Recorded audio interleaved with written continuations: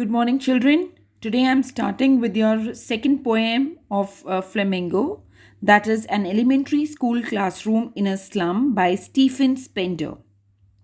Now, before we start with the poem, I would like to brief you about the poet.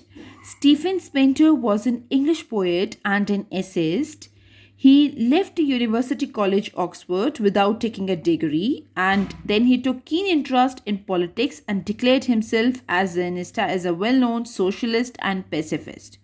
Stephen, as I told you, he was a poet as well as an essayist. So he has written many books and many essays he has written.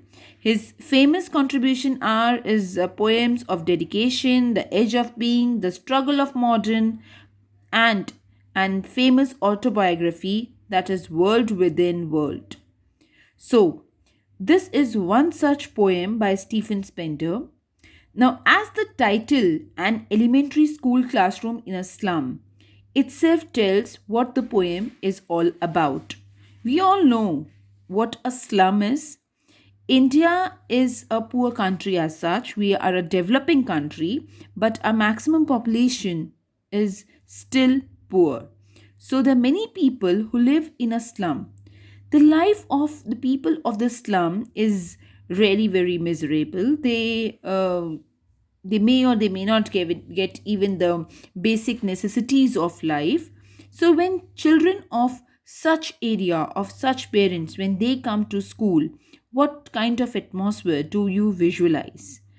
Unclad, not properly dressed up, hair not properly made up, right? Maybe at times they're not even responsible for their belongings, not having sufficient resources, or not having the meals. Maybe they're coming to school hungry that day, so they're not interested to study. So all these things we can visualize.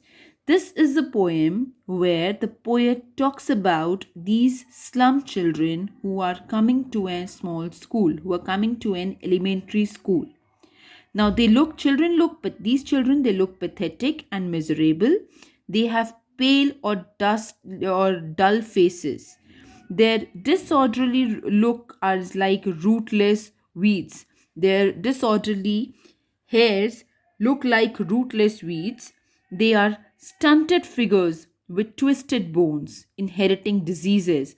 Such children who are malnutrition, you can imagine how they look like. They are very weak, they are pale, they do not have sufficient energy.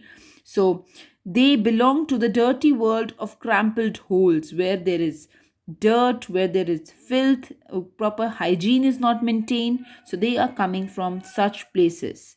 So the map of the world on the wall. Now there is a map hanging on the wall which symbolizes that the world of the powerful, rich and important people. That this world is covered by rich, powerful and important people. And the gap between the two worlds can be bridged if these children are removed from the dirty surroundings and made to enjoy fresh air and have physical as well as mental development. So basically, we can understand that the theme of the poem is related somewhere to the distinction, to the difference between the rich and the poor people, poor children of our society.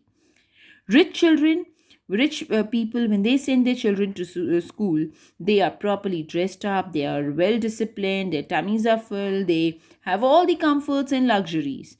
But the poor children, though they are coming to school, they are pale, they are dull, they are malnutrition, they are weak, they are feeble, their eyes are dull, they're looking here and there.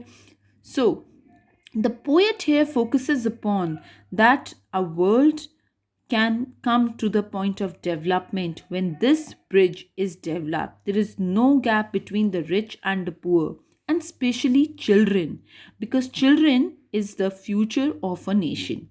So that is what I have told you about the theme of the theme of the poem. Now in the next video I'll be giving you the paraphrasing, parawise explanation.